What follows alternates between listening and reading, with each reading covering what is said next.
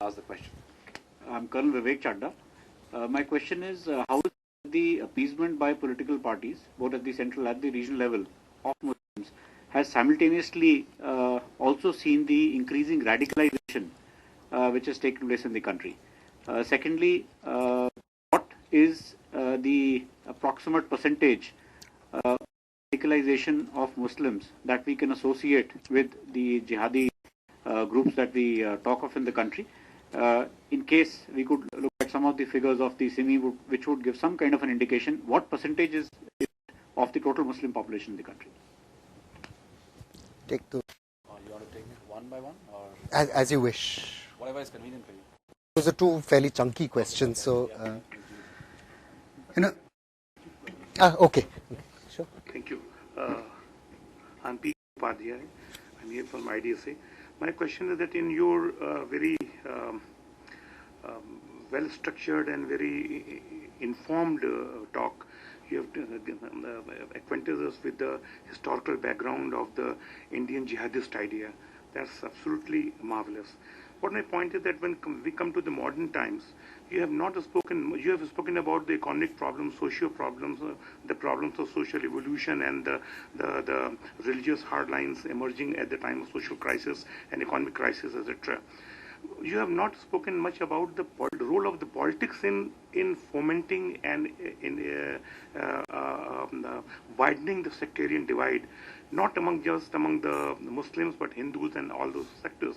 The electoral policies, the flaws of our democratic system, which allow for this type of politics to be pursued. I think to a great extent the responsibility for the present crisis goes to this faulty system of politics and our democracy, in which, of course, these things are allowed and these things are nurtured. Case in point is the Kota Rao in UP. On the time of election, Salman Rushdie thing, on time of election, these things become issues which were non-issue at all. So everybody is trying to sort of score his point and run after the elusive commodity called vote, which drives our politics and our polity. So I think that factor, if you could throw some more light on them, because I think that has got more importance and crucial role in perpetuating the system than many other factors. Vivek, to the second part of your question first, I wish I had an answer. How many Indian Muslims are radicalized? To the best of my knowledge, I may be wrong, there has been no attempt at a perception survey, membership survey of any organization. I've long asked the Mumbai CID if they actually have a daily diary monitoring system of various Salafist ijtimas and tablighi meetings held in the city, because the CID tends to be relatively good as far as this country goes. There's nothing there. Usually only there's some notings of what was said, and half of those are quite bad because they don't have any Urdu speaking officers, so a Marathi speaking constable makes whatever patchwork he can out of it, and there is no crowd monitoring. This is in stark contrast to the colonial period, where you will find even on the Sai Baba, you have references saying some fellow calling himself Sai Baba is roaming around in Pune, and then you have detailed dossier reports on who he is, how many pilgrims are attending, what is going on, and so on and so forth. So I really wish I had an answer. There's one, Dr. Navneeta Behra at Delhi University is, I understand, tomorrow or day after, releasing the first perception survey of internet usage by young Muslims in Kashmir, which is a limited insight thing, Friday. I understand that the findings are quite disturbing, and I don't want to prejudge the thing. But if the figures I have heard being whispered of access to jihadi websites are even partially true, then I think we should be extremely concerned about what is going on there, particularly with younger people. But there has been no similar nationwide study. I'm happy to stand corrected. I don't think any scholar's done it. It'll be a very ambitious project, of course. We'll need substantial backing. But it needs to be done. The CIDs ought to be doing it. But again, the less said, the better about the state of most of our state CIDs. On the first question on I don't actually like this word appeasement, because appeasement suggests that some demand has been conceded or met. And what Indian political parties have been very adroit at with Muslims across this country is in perpetuating backwardness rather than actually meeting any meaningful demand coming from the country. from the community. On virtually any index you can look at, I mean, and I think as a nation we should candidly acknowledge this, we've done very little. And this is of course true not only of Muslims, it is true of Adivasis, it is true of various other categories of co-citizens. What the state has done is to entrench a certain notion of Muslim identity and has encouraged that kind of politics which has to do with questions of religious identity, which has to do with questions of faith, without actually making any coherent effort to improve. I mean, this is all things we know about, to improve education, to improve access to opportunity, to help entrepreneurship. None of these things have been done. It is not surprising in that case that radicalization takes place. And it's because of this, I think I alluded to this when I was speaking as well. We often think of fundamentalism as a backward ideology.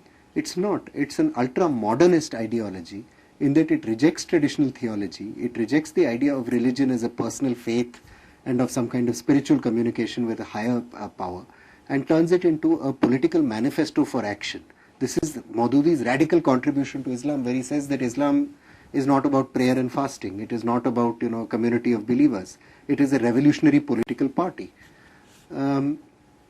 And precisely when a state fails to, a state and political parties, which are modern institutions, fail to do what they should do, that others will step in and take advantage of that opportunity.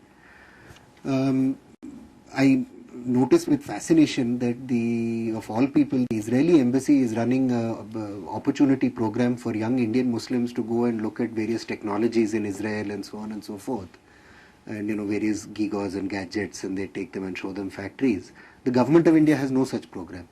If you ask the government of India tomorrow for 10 crores to promote Ghalib's poetry or renovate some shrine, it will be provided the day after tomorrow. If you ask for an entrepreneurship program or modern colleges or secular education institutions, you can rest assured you will spend great many years asking for it, nothing will happen. And this is a fundamental, it's often said that these are not security issues. To me, these are absolutely core security issues, because you can have any police you like, you can lock up any police you like, you are just treating a symptom, you are not solving your problem. Mosquitoes breed in a swamp, you have to drain the swamp at some point. As to your question, Padhya Sahab, I mean, criticism accepted. I didn't want to get into Indian politics. The simple answer is I don't have an answer. But I dispute whether any political party has actually any empirical basis for its belief that raising religious issues actually brings it votes anymore. I doubt if Mr. Gehlot, for example, is going to win even 10 votes for the Congress in Uttar Pradesh by barring Rushdie. To my mind, one of the fundamental changes which has happened in the Muslim community, as I mentioned in my talk also, in this last decade post-liberalization period, is the emergence of a new middle class, which is young people seeking opportunity and opportunity to compete in a level playing field. This is a very healthy development. Historically, in every country that has progressed, a middle class which shares values, which shares culture, has been the dynamo on which a national identity is eventually built. Unfortunately, I don't see us doing anything to encourage this process at all. I would be very, very happy if we emulate some of our more progressive neighbors to the east.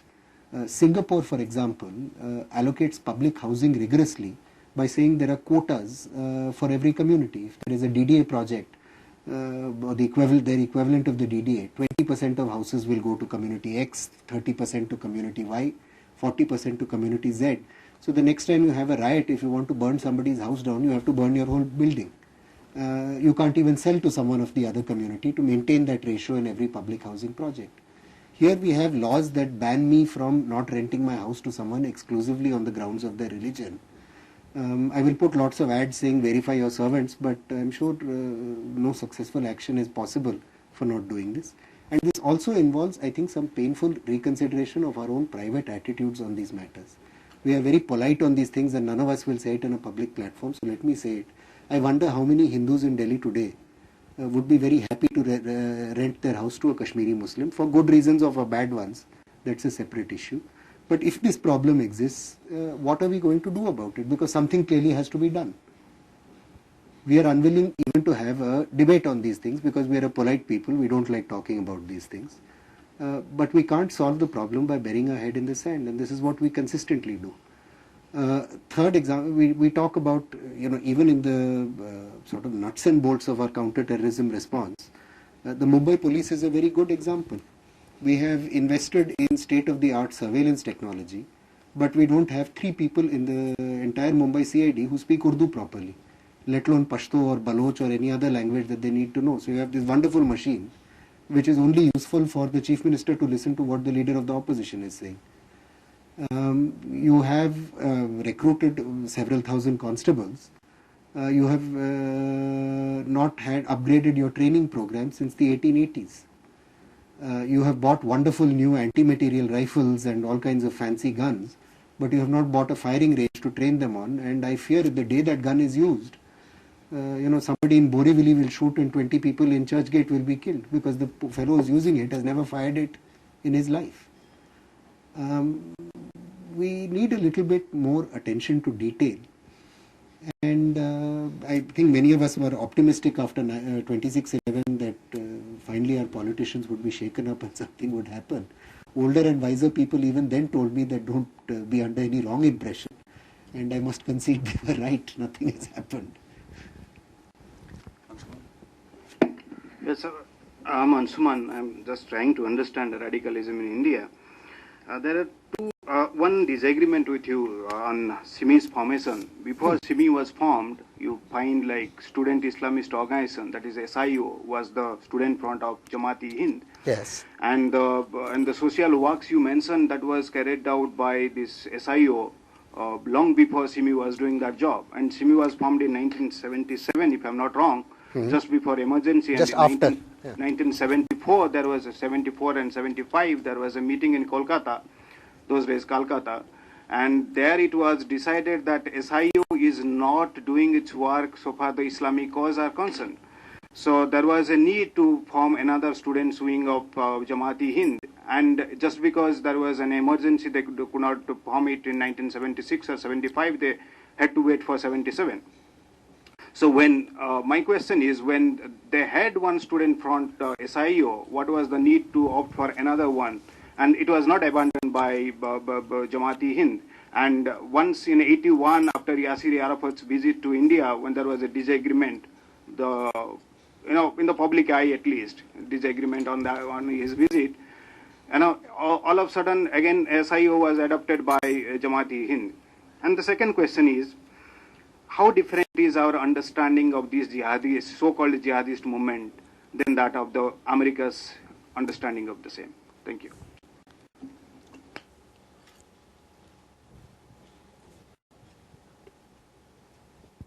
Take another. Sure. Hi, Amit Julka. I'm an intern at IDSA. My question is that with the emergence of parties like the Welfare Party of India and the Peace Party, which have a predominant Islamic representative nature of some sort, what effect do you think that will have on the whole Muslim societal setup or whatever? I'll answer the first question if I may, and I think this is critically worrying that we're getting a flourishing of these denominational parties and that our mainstream parties are not being able to occupy this space. To me, this is very, very worrying because it means a community that is already sort of ghettoized politically will become further ghettoized, and that we may well end up in a situation where eventually the balance of power at the center is held by various small communal parties who are then able to effectively exercise a veto over national policy making. And this will really be a worst case scenario. But with our mainstream our larger national parties as paralyzed as they are, this sadly is and deeply worrying and something we need to look at. Actually, Anshuman, we don't disagree. I agree with you completely on the birth of the SIO as abbreviating. But I think it's interesting that the Jamaat-e-Islami in that 75-77 period or earlier felt there was a need for a more radical and active organization. And I think this is because the Jamaat-e-Islami sensed earlier than most politicians that inside the Muslim community there are the stirrings of change. That is, there is a new generation of young people who are fed up with traditional clerical politics, the politics of reading namaz 5 times and so on and so forth, and want a more active political response. I don't think it was coincidental, though, that it grew so quickly after the emergency. It was a time of huge political churning, and in that churning, opportunity existed for any kind of new platform. In fact, if you look at the growth of the membership of left-wing parties at around the same time, it was also quite high. It's when the Congress consensus, after all, broke in those 2 years, and a whole load of new tendencies sprang up, which all attracted substantial support. My suggestion is only that a sensible national security system would have watched some of this much more carefully than it did, and would have helped anticipate some of the consequences of this, which it didn't. On your second question, the differences between us and the US, I don't think there are any. I think the Americans are extremely clear what the problem is, and they're extremely effective in dealing with their own problem. They have a problem of youth radicalization, of young people going off and joining various jihadi movements. They have an extremely effective law enforcement apparatus that deals with it.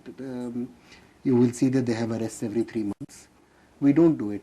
They have an effective program of monitoring. I mean, I was just talking to someone at one of the ministries the other day, and I said, look how many websites there are dedicated to jihadi literature which are run by American scholars today. I can think of 5.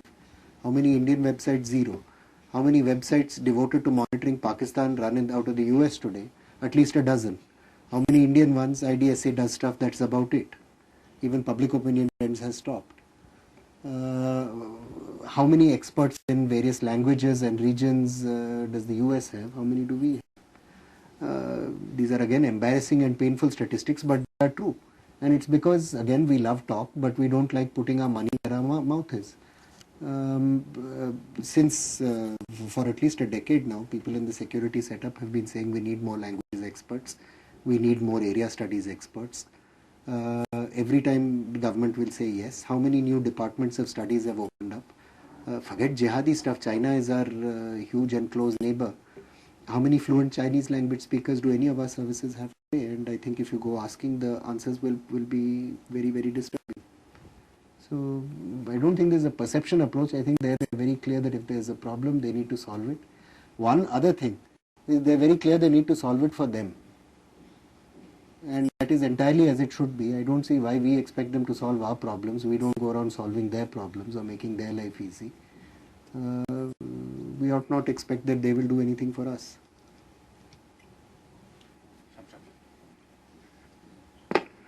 Praveen, I'm Shamshad, a researcher here. Mostly I follow Pakistan, and whatever time left I study Japan.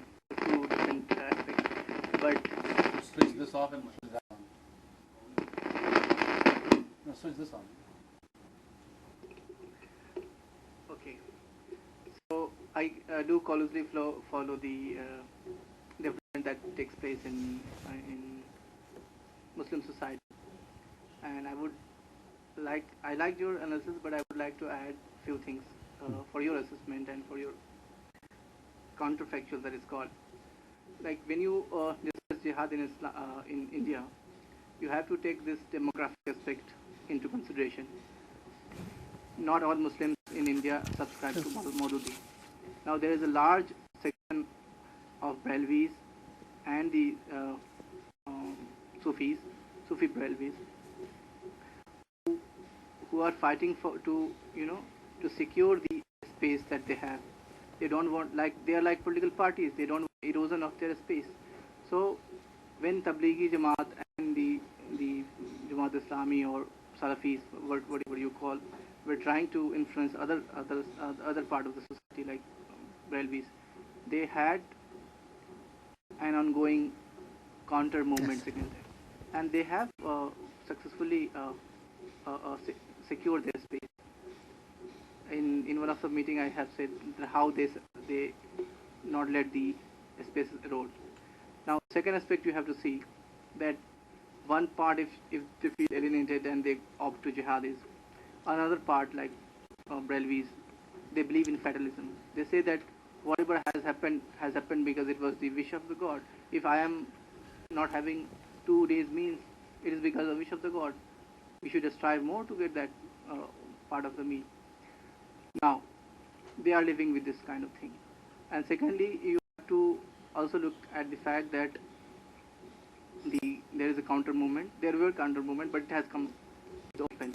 Now they really feel that their space is being dented.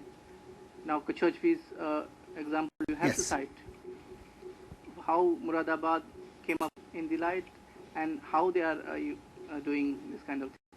So without this analysis, somewhere your analysis would be a bit narrow.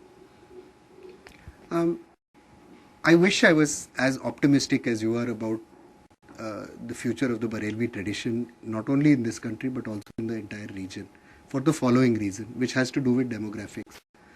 The Barelvi tradition emerged out of not thin air, but certain specific historical and material conditions that characterize medieval and post-medieval India. And those were primarily peasant societies where all kinds of fascinating accommodations of religion came about between peoples of various denominations at the local level. One of the byproducts of modernity, and I mentioned this towards the end of my talk, one of the byproducts of modernity are urbanization and the breakdown of traditional identities. The truth is that every community in this country today is modernizing and urbanizing at a phenomenal rate. We keep thinking of India still today as a rural society. It is not a rural society. 20 years from now, it is going to be even less of a rural society than it is today. The cultural norms and values that the Sufi Barelvis are fighting very hard to resist today are not of great relevance to the new social context we come up. Firstly, for 2 or 3 reasons, and you see this happening in every faith. The relationship that people have with their faith becomes much less to do with community and to do with text and political organization. That is, the idiom becomes highly modern. The second thing that happens is that the material conditions which made that syncretism necessary slowly break down because people no longer deal with each other as members of communities, but as individuals, which again means that moderating force of tradition loses hold. I think we see this in an extreme form in Pakistan today, where, for example, the Barelvis, who the US State Department was funding extensively, ended up taking a very disappointing and worrying stand on Mr. Tasir's assassination. I think the Hindu have reported extensively on what Barelvis are attempting to do in the course of this Uttar Pradesh campaign. I think it's a very valuable intervention. But I think also we must not delude ourselves into thinking that either traditionalist Hinduism or traditionalist Islam is going to solve this problem for us. What we have today is a problem of modernity. And we will have to find modern political instruments which focus on constitutional entitlements, on citizenship, on this whole idea of being citizens with entitlements, rights and duties, rather than to try and recreate a past which really began to die in the 19th century. As for the influence of the Sufi Barelvi tradition today, I mean, how many Indian Muslims are fundamentalists? I would agree with you that it is a tiny percentage. If even 1% of Indian Muslims became jihadis, we would not be sitting in this room peacefully today. That's totally conceded. But I suspect the reach of these ideas is wider than we imagine. And that is true, by the way, not only of Muslims but also of Hindus. And I note with concern the growth of Sikh fundamentalism on the internet. And recently around Amritsar, you've had rap songs being released with all kinds of very offensive material on them. I think this is happening among young people of various communities. And I'm very pessimistic that tradition is something that is going to solve this problem for us. So just one little point. Communal divide in India is self-evident in the settlement pattern of Hindu and Muslim populace. So this is one best way to gauge the undercurrent of tension existing between Hindu and Muslim population. So how this problem is going to be addressed, or what steps have been taken? One best way to address this problem could be in raising mixed population of Hindus and Muslims. Another point is that You are talking about Hindu fundamentalism. So I have reservation about when using the word Islamic fundamentalism, and to talk about Hindu fundamentalism is erroneous in every conceivable manner, theoretically or practically. Because being a Hindu, in what sense it could be narrowed down? Can you show some examples of narrowing down the definition of Hindu in practice or in theory? Second point. And the third point, places like JNU, which welcomes people like Gilani and Yasin Malik, they have reservation, they have opposition, people like Advani and others who have been chosen electorally under the democratic system of India on the campus. If Yasin Malik and Gilani have right to freedom of expression, then why can't and why don't people like Advani and others have? So this kind of similarity or hypocrisy which is existing right under our nose in Delhi and premier institutions, so nobody talks about this, and particularly everybody reads Hindu. The fact is that your paper, the Hindu, and this is the ideology that Hindu is propagating. They are putting or citing one side of the case in most instances. So these are my few comments. Please take it in the right spirit in all humility. Thank you. Hey, on the subject of the Hindu, I keep hearing this. Advice to all people who take it is to get a foot ruler and count the number of column inches we have given to criticizing Mr. Advani, and count the number of column inches we have given to criticizing various Islamists, to conduct that exercise and to then have this debate. So my humble advice to you is very easy on the internet. Just pick 6 months worth of articles from any period of your choice, count the words, and then see how many are given to what. On the subject of Hindu fundamentalism, I hear this said that there can be no such thing. I'm not going to get into a scriptural argument because I'm not an expert on it. But I will say that if you talk to Colonel Shrikant Purohit or the members of Abhinav Bharat, they may have different views to yours. They definitely believe there are core values to Hinduism, that there is such a thing as Hindu Rashtra. And they were planning to assassinate half the leadership of the BJP and the RSS because they felt they had betrayed this vision. That way, even in the Islamic tradition, there is no meaningful thing called scriptural Islam. As I emphasized, someone like Maududi is a break from Islamic tradition, right? When we use the word fundamentalism, we I think use it in some people prefer the word neo-fundamentalists, but the idea is that various political actors make political claims about what the fundamentals of the faith in fact are, claims which may or may not be founded, and say that their ideas, their political ideas, are founded on a return to the fundamentals of the faith. In Islam or in Hinduism or in Christianity, no text is self-evident in its meaning. That goes for Shakespeare, that goes for the Bible as well. You can take any text and read half a dozen meanings into it, or take it to mean 100 different things. Essentially, longer word neo-fundamentalist is 3 letters less, so I don't like it so much.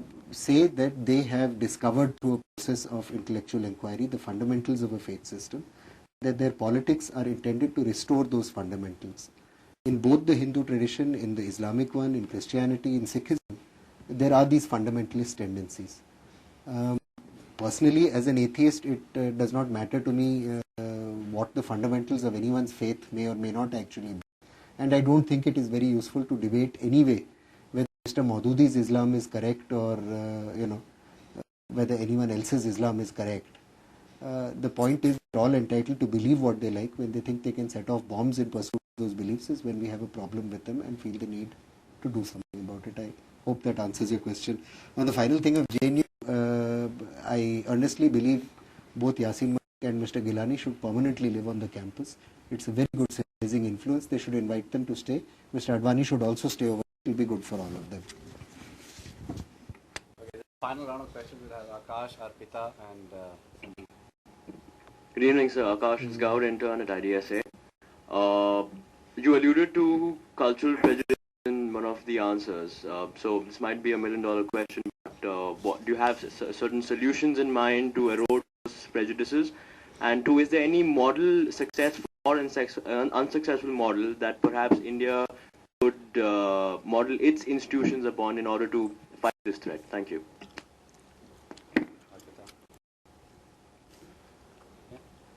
Arpita, I work at IDSA and I work on Kashmir.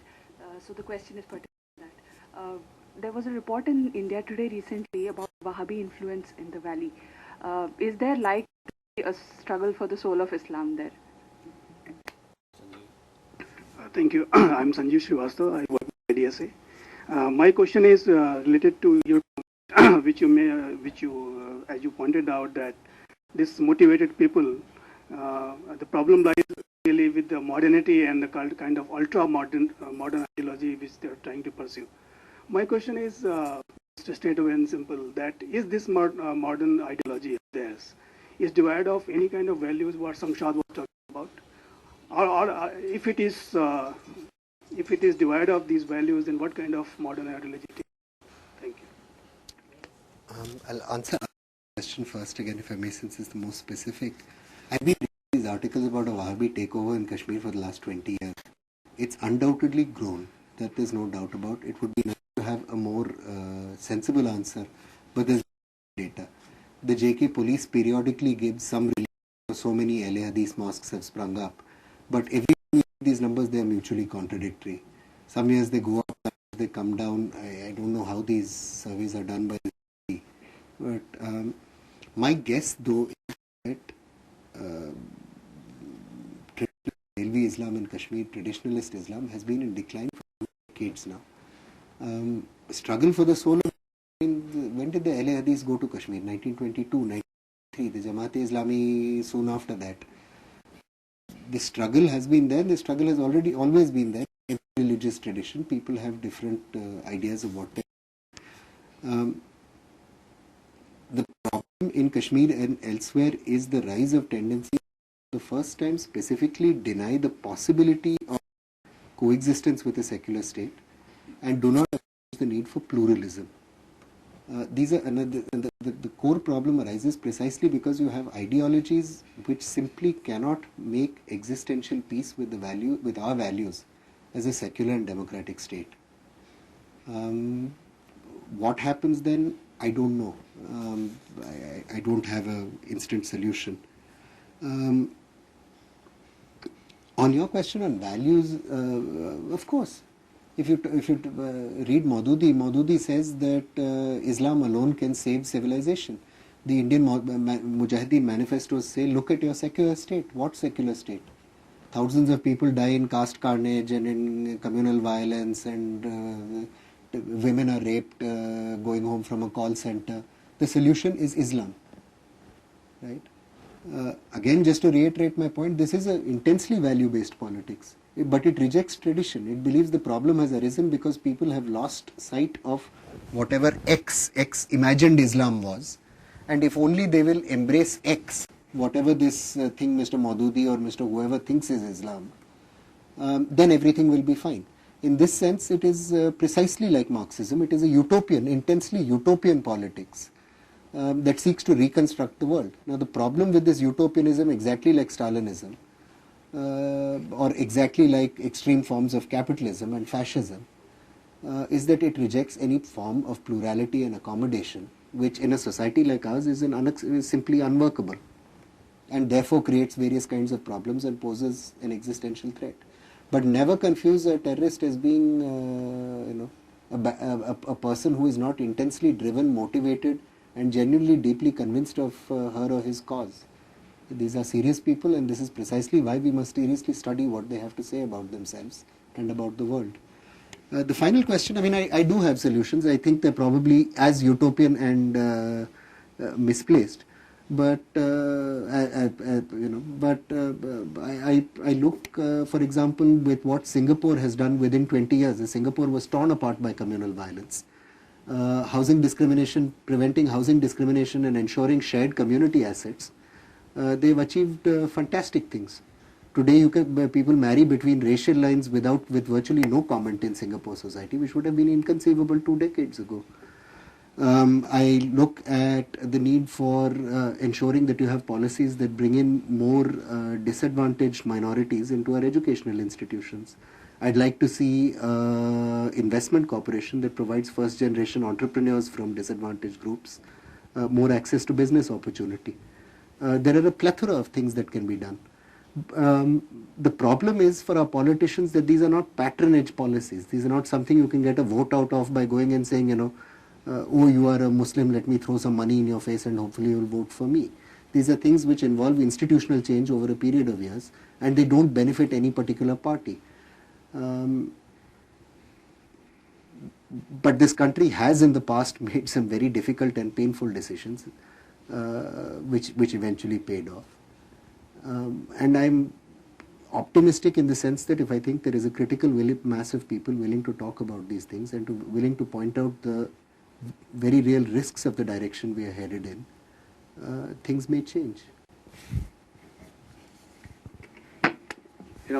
Every time we have a lecture like this, I think we take back not only the information but also certain lines. Last time I remember when Sainath was speaking, I found very intriguing when he said that the notion of security was very Kafkaesque.